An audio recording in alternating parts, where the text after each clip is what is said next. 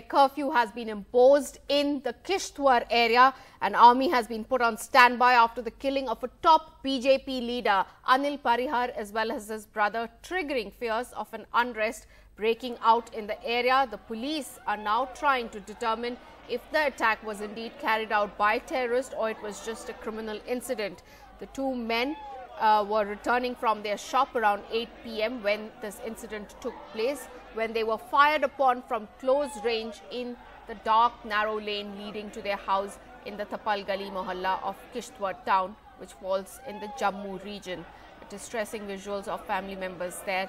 Home Minister Rajnath Singh in the tweet also condemned the attack, including BJP chief Amit Shah also, who tweeted yesterday saying, got the tragic news of killing of Shri Anil Parihar, secretary of BJP Jammu and Kashmir, and his brother by terrorists in Kishtwar.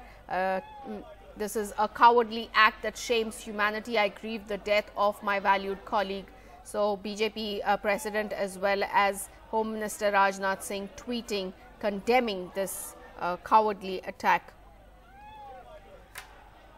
And there have been a host of leaders who have been tweeting their condemnation regarding this incident.